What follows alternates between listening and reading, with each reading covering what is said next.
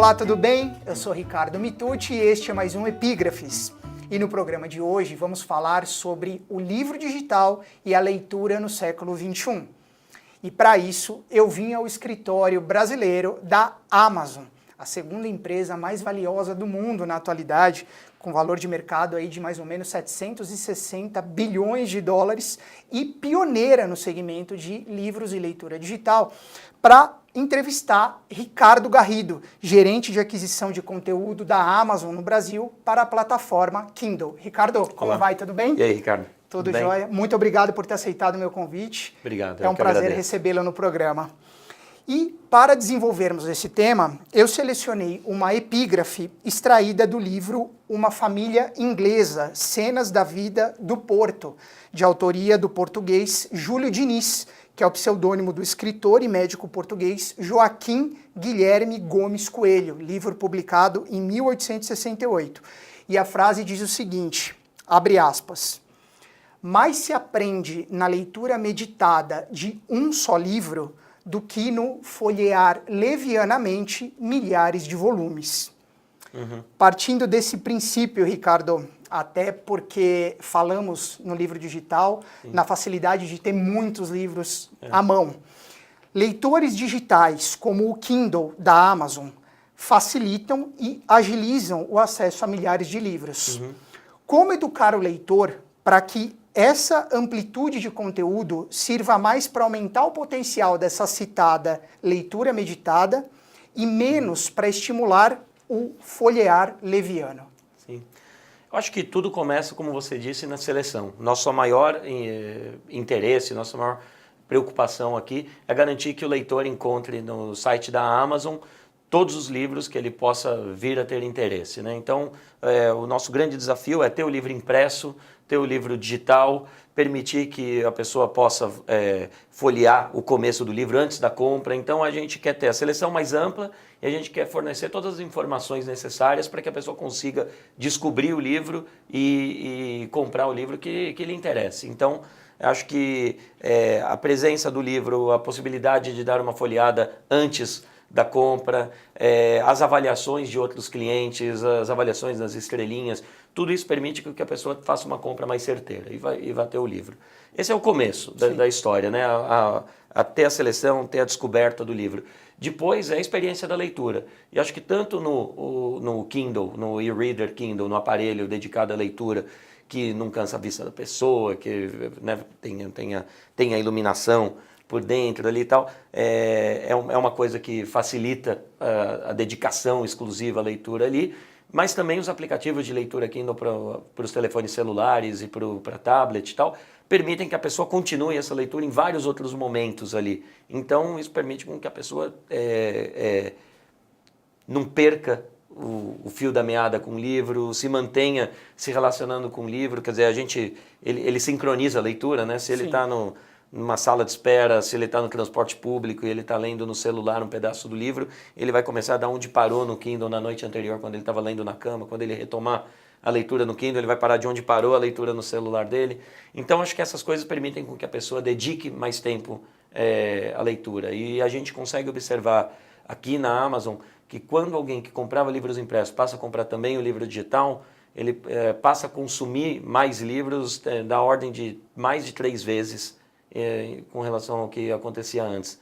Então, acho que essa é a contribuição que a gente dá, oferecendo a seleção, facilitando a descoberta e oferecendo a melhor experiência de leitura possível para que a pessoa se dedique ao livro. E, ao mesmo tempo, é importante que a gente facilite para a pessoa descobrir se não deu certo aquele livro, perdeu o interesse, não era o que ela esperava, passar para o próximo.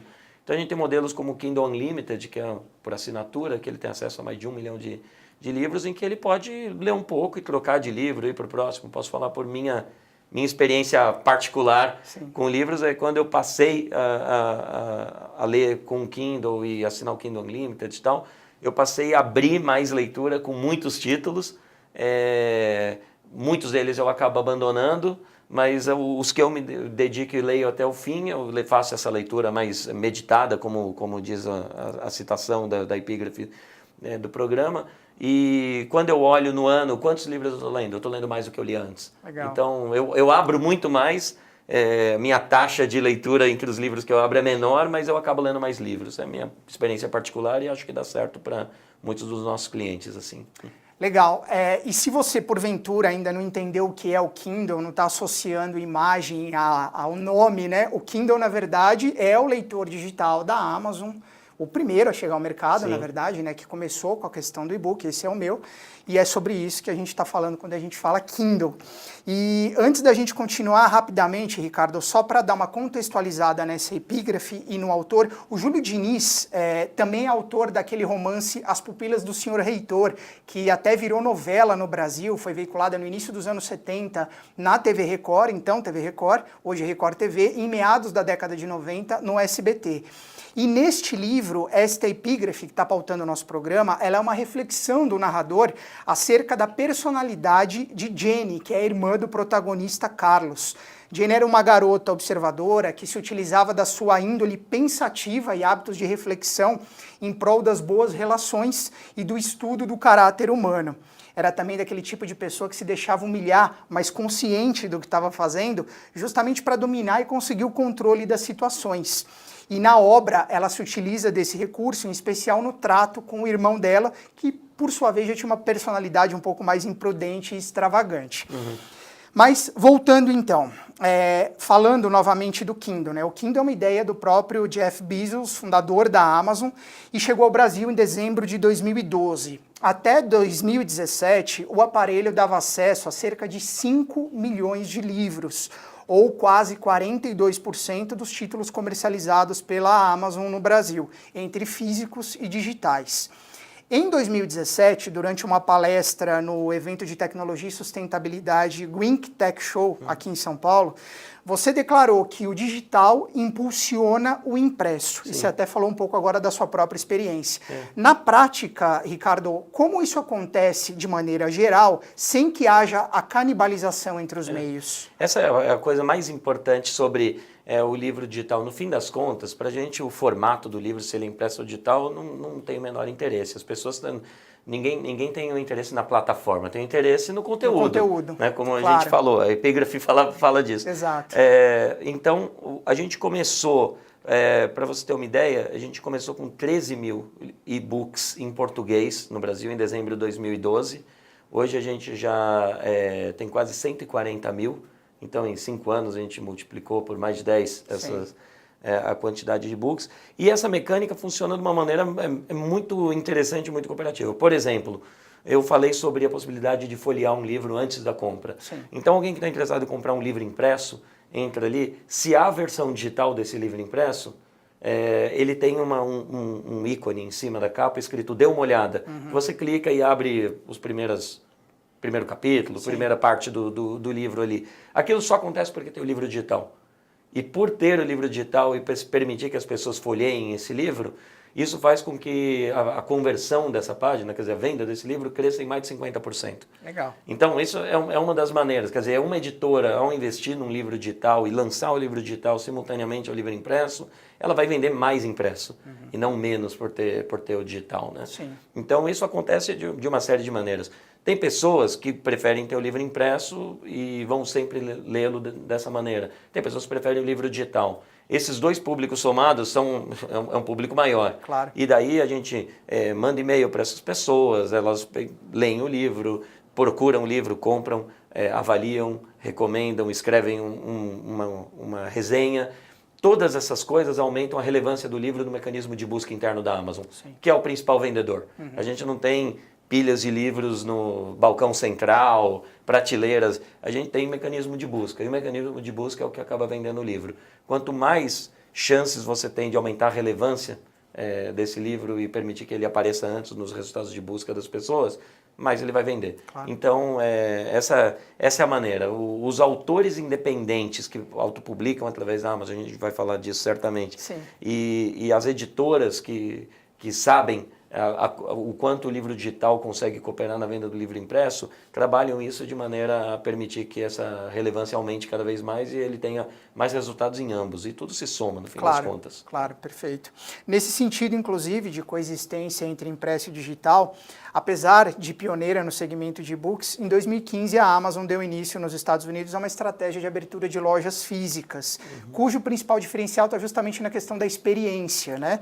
Mesclando conceitos do digital no espaço físico, no ambiente físico. Segundo dados de mercado, em 2017, a rede de livrarias da Amazon nos Estados Unidos já figurava entre as 5 maiores do país. Para você, o futuro da leitura digital passa obrigatoriamente pelo chamado analógico, entre aspas? Eu não sei se passa obrigatoriamente, mas certamente não tem uma divisão estanque entre o que é o analógico e o que é o digital. No fim das contas, o que a gente tem é autores que escrevem livro numa ponta e pessoas que querem descobrir um livro legal para ler na outra ponta. Tudo que acontece no meio é um trabalho intermediário de facilitação entre que esse autor encontre o público do livro e que esse público encontre o livro adequado. Isso pode acontecer numa livraria física, isso pode acontecer num site que faz uma entrega, isso pode acontecer com um livro digital, pode acontecer com um audiolivro, pode acontecer de várias maneiras diferentes. E há várias cooperações entre todas esses formatos e cadeias. Eu vejo como super positiva essa experiência da Amazon Books nos Estados Unidos, que traz a organização do site, a recomendação das pessoas para uma experiência de livraria física, né? Legal, Ricardo, mas eu não posso deixar de perguntar então, a livraria da Amazon vem para o Brasil, você sabe dizer? Não sei dizer, não é a minha área, mas o que eu posso dizer... a Amazon.com.br, desde que começou a vender livros físicos em agosto de 2014, tem crescido muito. Sim. Acho que hoje já está entre as 3 principais livrarias do Brasil. E eu acho que o que é interessante é a venda online permite que cidades que não têm uma livraria, e no Brasil a gente sabe que tem de 5.500 municípios, tem 1.400 e poucos que tem uma livraria, quer dizer, permite que pessoas em locais desatendidos por livrarias físicas consigam comprar seus livros. Então a gente tem tido muito sucesso com isso. E além disso, a gente começou no ano passado, em 2017, com o Marketplace aqui, em que pequenas livrarias, médias livrarias, até algumas grandes e sebos independentes se conectam à plataforma da Amazon e vendem livros através da Amazon. Hoje a gente tem mais de 2.000 livrarias vendendo livros através da Amazon Brasil aqui. Então, estamos contribuindo para ajudar isso. Legal, bacana. Voltando às origens do e-book, Ricardo, o modelo idealizado por Jeff Bezos implicava a existência do livro físico digitalizado e de um aparelho para leitura do livro digital, que no caso é o Kindle. Nos últimos anos, porém, o celular tem roubado espaço do aparelho. O destino do leitor de e-books, do Kindle no caso, é nebuloso, na sua opinião? Não, acho que da mesma maneira que a gente não vê essa distinção entre o livro impresso e o digital, e tem pessoas que vão usar os dois em algum momento, acontece o mesmo com o aparelho dedicado à leitura e o aplicativo Kindle que a gente desenvolve para os celulares, para os tablets, etc. Naturalmente, as pessoas hoje, o principal device na vida de uma pessoa é o telefone celular, é o smartphone com quem ela se conecta à internet, se comunica, acessa redes sociais, faz tudo o que ela tem que fazer e lê livros também. Então a gente tem um número crescente de leitores, de clientes lendo livros através do aplicativo Kindle nos seus smartphones, mas ao mesmo tempo a gente tem um público que gosta de ler o livro no Kindle e que gasta muito mais tempo lendo livro ali no Kindle. Então, assim, são duas coisas absolutamente complementares. De novo, a minha experiência pessoal. Eu leio no Kindle quando eu estou viajando, quando eu estou na praia, na cama, à noite. Somos dois. No avião. E, às vezes, quando eu engajo forte num livro, eu continuo, qualquer espaço que eu tenho ao longo do dia, na hora do almoço e tal, eu pego meu celular e continuo lendo o livro dali e depois retomo à noite. Então, a gente não tem a menor preocupação com isso. Pelo contrário, é mais uma oportunidade das pessoas lerem livros, né? E vamos lembrar que, de novo, a gente não está concorrendo, nós que vivemos de vender livros, de produzir, escrever, vender livros, a gente não está concorrendo com formatos diferentes. Claro. A gente está concorrendo pelo tempo do nosso leitor que ele está usando com redes sociais, jogando, caçando Pokémon. Então, é com isso que a gente está concorrendo. Então, se a gente oferece para eles mais uma oportunidade de continuar lendo, a gente vai continuar fazendo. Um bom exemplo disso, a gente lançou há poucos dias, na verdade, aqui no Brasil, um aplicativo de leitura chamado Kindle Lite, que é uma versão do aplicativo de leitura Kindle para smartphones Android, que uma parte muito grande da população brasileira tem smartphones Android de preço mais baixo e tal, e que tem um problema de memória, né? Tem memória baixa e tal. Sim. Então é um aplicativo que ele é 14 vezes mais leve do que o aplicativo Kindle completo. Ele não é um substituto, mas é uma maneira de que tem uma parcela grande do nosso público que pode ler livros sem sobrecarregar a memória do smartphone deles. Então, para a gente está tudo bem. Ótimo, legal. Uma constatação bastante comum no mercado, Ricardo, diz respeito à equiparação de preços do livro digital em relação ao livro físico. Ou seja, em muitos casos, o que argumentam, né, é que ambos custam quase a mesma coisa. Ainda que no livro digital você não tenha, por exemplo, o custo de impressão, você não tem o custo de armazenamento, distribuição e tudo mais. Por que isso ocorre, afinal de contas? Na verdade, a realidade mudou bastante. Do início, estamos falando quando a Amazon chegou no Brasil em 2012, que podemos dizer como foi o ano zero do e-book no Brasil, havia uma reticência das editoras com relação à canibalização, que é uma questão que você colocou antes. Então, quanto ao preço do e-book, quanto que isso afetaria. Então, de fato, acho que num primeiro momento o preço do e-book muitas vezes acabava sendo parecido, similar ao preço do livro impresso. Essa realidade tem mudado bastante. Acho que as editoras hoje estão muito mais confortáveis, já entenderam como se trabalha com e-book, a realidade é bem diferente. Hoje eu posso afirmar que na Amazon o e-book em média é 30% mais barato do que a versão impressa do mesmo livro. Então essa é a média. Ainda acontecem casos, a gente trabalha para que não aconteça, não faz sentido de fato. Acho que o e-book, você não precisa comprar papel, armazenar, imprimir, distribuir, quer dizer, tem um ganho grande, o custo marginal do próximo livro vendido é praticamente zero, uma vez você produziu o e-book. Então, na nossa cabeça, da Amazon, a gente pensa que o livro digital tem que ser mais barato do que o impresso. Em média, ele já na ordem de 30%, mas queremos evitar que aconteçam também as exceções que acabam acontecendo. Mas existe uma explicação técnica para que exista essa equiparação em alguns casos ainda que persistem? Não, é uma opção da editora. Da editora. Em muitos casos, de algumas editoras. Isso está mudando bastante. Por isso que é uma questão mais cultural, que está sendo modificada. Mais cultural e está sendo mudado. Legal, bacana. Ainda sobre essa questão impresso ou digital, Ricardo, mas agora sobre o prisma das preferências. Os apaixonados por papel falam do cheiro do livro, o toque na capa e o folhear da obra, né? Além do acesso a uma gigantesca biblioteca, como falamos no início da entrevista, o que mais pode convencer um leitor a optar pelo livro digital ao livro físico? Bom, tem, lógico, a possibilidade de você carregar 1000 livros com você para você poder escolher é um benefício grande.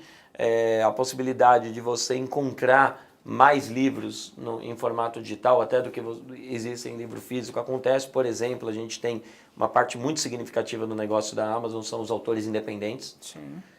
Hoje, a qualquer momento que você entrar no site da Amazon, você vai ver que 30 dos 100 livros mais vendidos são de autores independentes, que, via de regra, não tem uma versão impressa. Muitos deles já têm, mas muitas vezes são livros exclusivamente digitais e que são bons e que são descobertos pelas pessoas, que as pessoas leem em série no Kindle delas.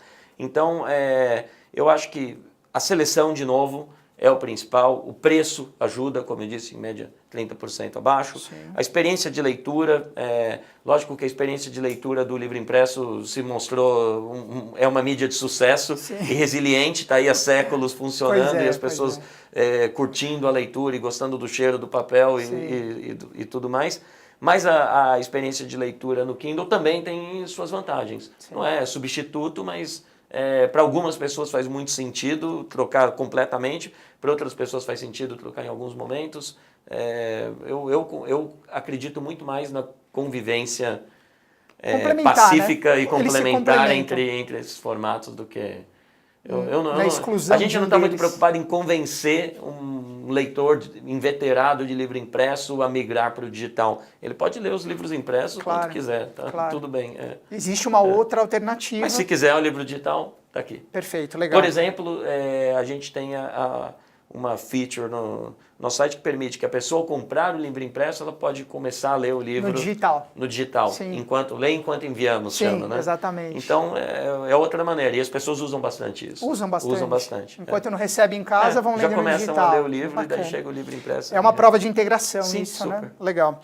Em 2017, Ricardo, a Amazon, a editora Companhia das Letras e a Rede Globo criaram o Assista a esse livro, que combina a leitura digital de grandes obras da literatura brasileira com cenas de séries e novelas baseadas nessas obras. Ou seja, enquanto a pessoa lê o livro, ela também tem a oportunidade de assistir alguns trechos em vídeo do que está lendo.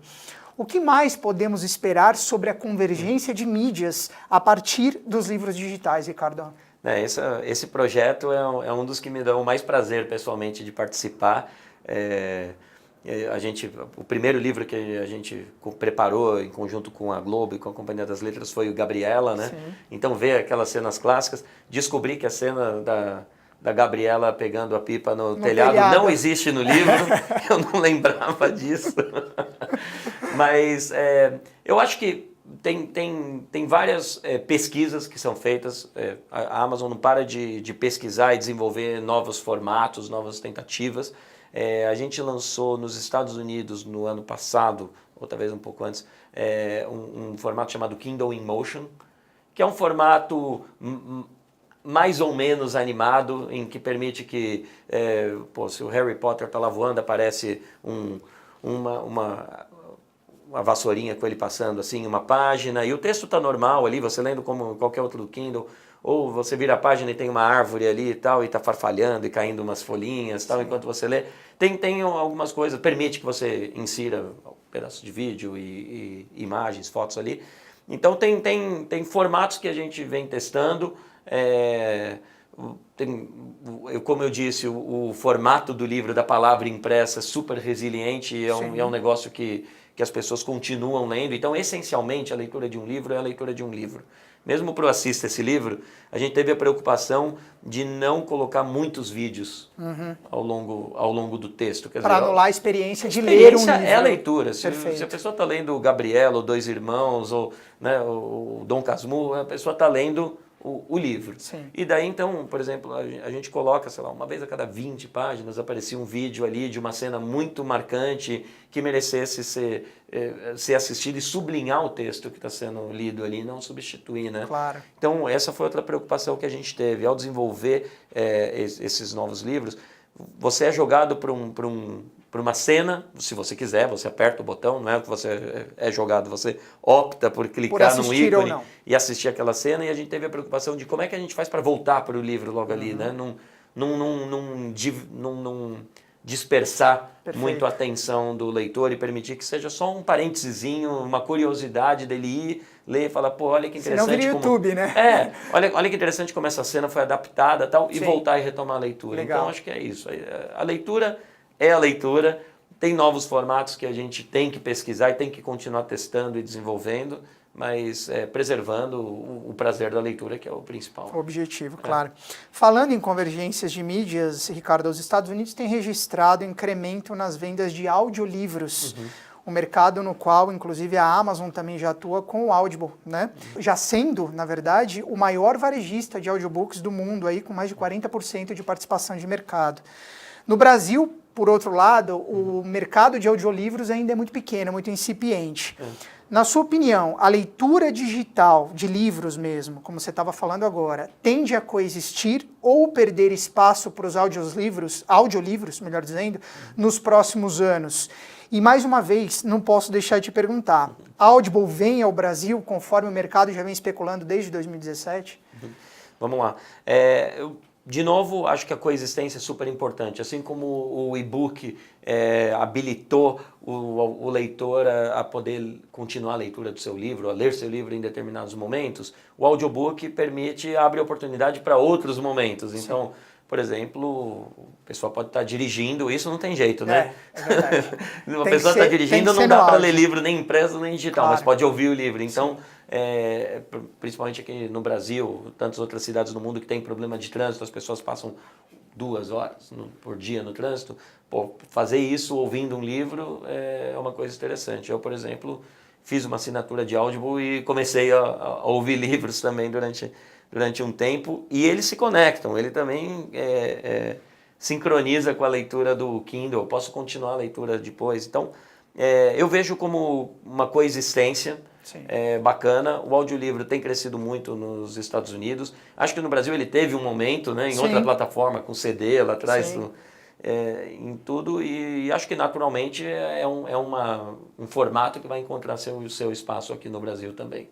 Sobre Audible no Brasil, a gente não pode comentar e nem sei também sobre os planos futuros da Audible, mas o Audible é um produto, uma ferramenta que é habilitada para clientes brasileiros. Tá. Você pode entrar lá e comprar um audiobook ou assinar e fazer. Então, é algo que já está disponível, mas a gente ainda não tem... O catálogo em português é pequeno, é muito né? pequeno ainda, exato. Mas você acha até que pode... tem, né? Mas é muito pequeno. Mas você sabe, pelo menos, se há uma perspectiva de expansão do catálogo? Não sabe? Sei. Ok.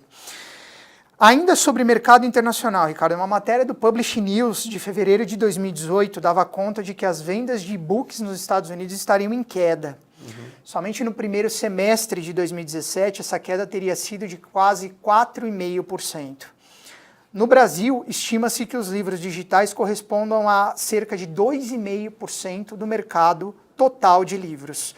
Quais as estratégias da Amazon para fazer o negócio do livro digital crescer e se consolidar no Brasil, na contramão desse cenário que, pelo menos em tese, a gente tem observado nos Estados Unidos?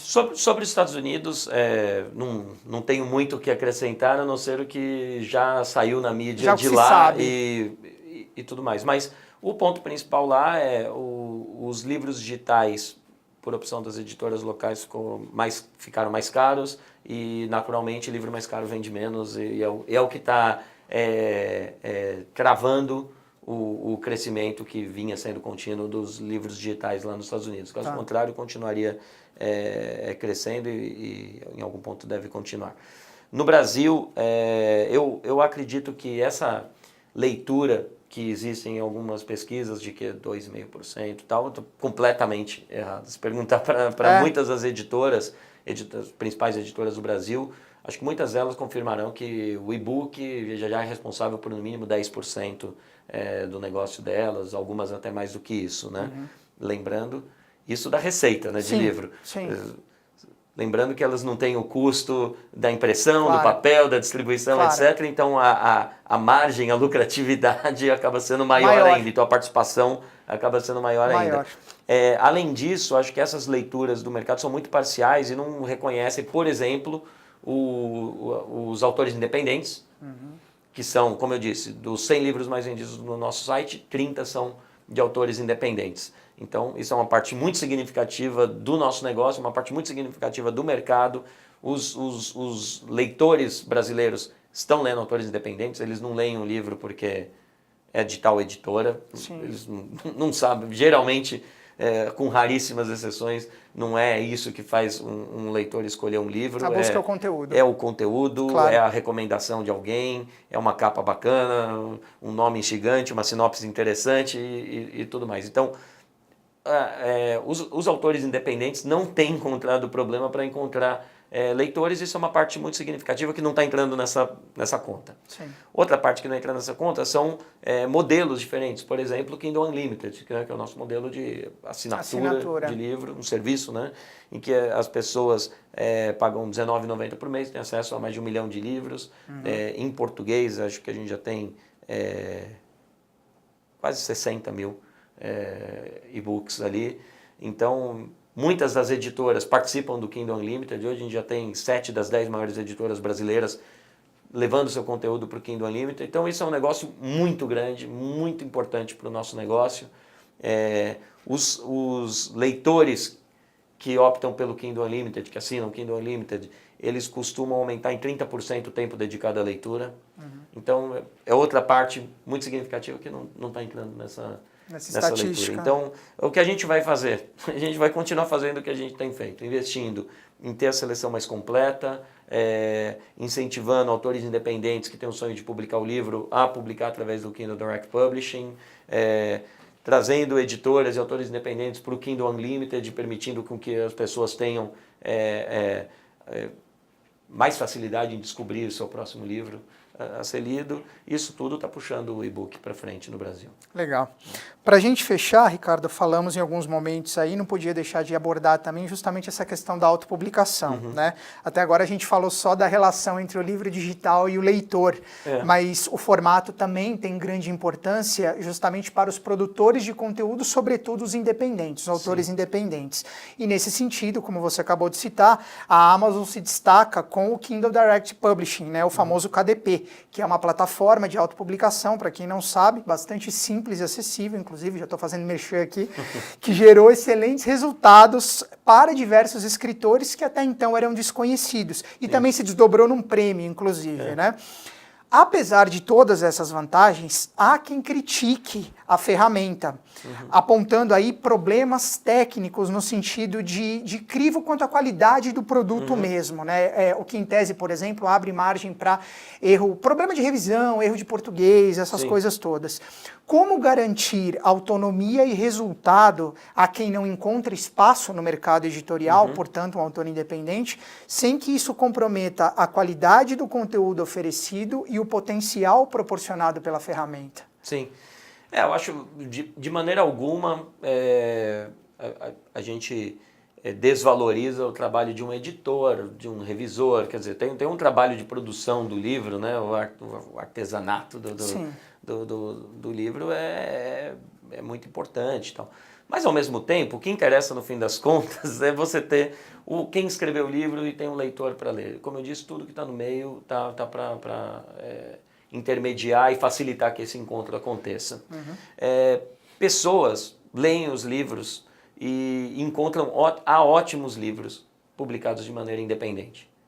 Bem escritos, com uma capa legal, com uma capacidade de promoção a partir do próprio autor, trabalhando suas redes sociais, seus amigos, tal. Então, assim, a coisa acontece. E, lógico, tem os livros que são ótimos e que encontram público e que se tornam best-sellers e que depois a editora vai lá e fecha contrato com aquele autor, o que é um ciclo virtuoso. Para mim está ótimo tudo isso.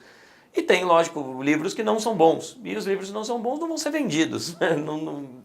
Não vão encontrar um público, ou podem acontecer no primeiro momento ali, mas o fôlego é curto, não se mantém, né? A estratégia de divulgação inicial do autor é super importante. Então, às vezes, ele pede para todos os amigos comprarem o livro. Vai acontecer, o livro vai aparecer um pouco, vai ganhar um pouco de relevância, outras pessoas vão comprar, mas se ele não for bom, não mantiver o interesse da pessoa, tal, ele não vai sobreviver. Sim. Outra coisa interessante é que o formato digital permite que o livro melhore com o tempo. Tem um autor que se tornou best-seller através do KDP, que se chama Ryan dos Santos. Sim, um case super famoso. Super famoso. Ele escreveu um livro chamado Hackeando Tudo, né? E ele disse que a primeira vez que ele publicou esse livro, começou a dar certo. Ele fez uma jogada de publicar e avisar todos os amigos no dia do aniversário dele que aquele livro estava ali. Então todo mundo que entrava no Facebook dava parabéns, ele pedia, entra lá e baixa o livro que eu deixei de graça, deixou de graça ainda o livro. E daí um monte de gente escreveu review e tal, e começou a rolar a bola de neve. O livro se tornou um best-seller. E várias outras pessoas que não conheciam começaram a comprar o livro e ele se manteve durante meses na lista dos mais vendidos da Amazon. E o que começou a acontecer é que ele começou a receber feedback, até comentários mesmo, falando, tem um erro de português aqui, tem um erro de concordância ali, tem um erro de revisão, typo, essas coisas. Sim. Ele foi melhorando o livro. Ele foi corrigindo e lançando novas versões atualizadas. Então, acho que não tem muita... O livro digital permite que você tenha um compromisso menor, porque você não imprimiu 5 mil cópias e distribuiu e agora você está ferrado, sabe? Vai ter que soltar uma errata.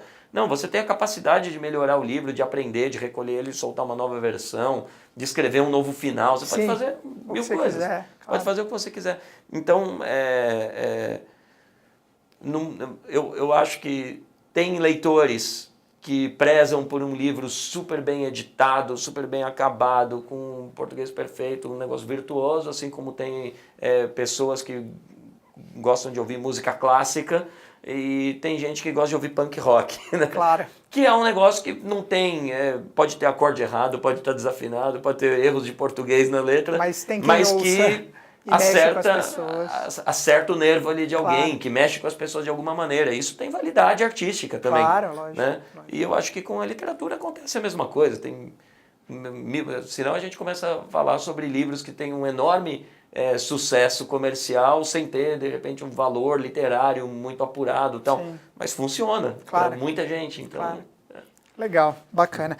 Embora estejamos falando aí de leitura digital, eu não posso deixar de aproveitar a oportunidade para entregar o meu livro para você. Muito obrigado. Até em reconhecimento aí, a gentileza da entrevista, o Órfãos de São Paulo, que foi lançado no final de 2017. Espero que você goste e que, aproveitando também o espaço, já fazendo merchan, encontra-se à venda na Amazon. Já verifiquei isso, tá? Tem lá à disposição na Amazon.com.br em formato impresso e digital. E digital, exatamente. Sim. E eu vou colocar na descrição desse vídeo o link para que, se você tiver interesse, você possa adquirir o livro na Amazon também. Muito obrigado. E eu espero que você goste. E foi um prazer, eu agradeço imensamente a entrevista, foi um ótimo papo.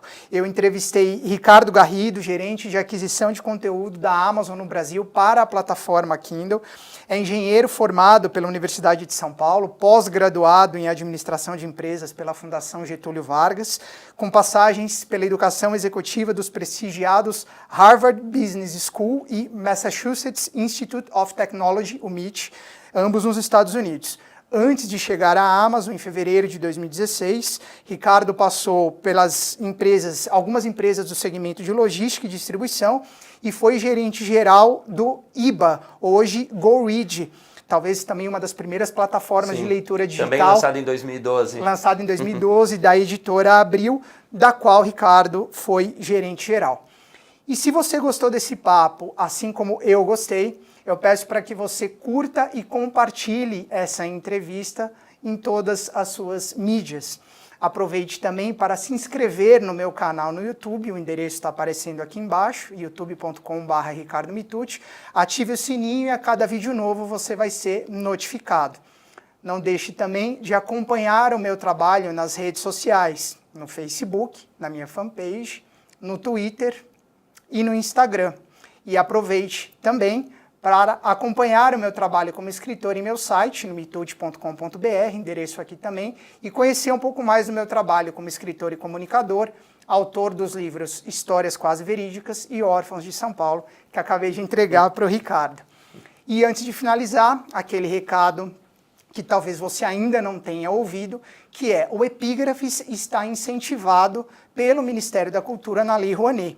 Então, se você tiver interesse em apoiar o Epígrafes com recursos do seu imposto de renda, entre em contato conosco no e-mail contato@mitucci.com.br, que está aparecendo aqui embaixo, para obter mais informações e, quem sabe, a gente firmar uma parceria muito bacana aí na frente. Eu espero que tenha sido um grande programa para você e a gente se vê numa próxima edição do Epígrafes. Um grande abraço e até lá.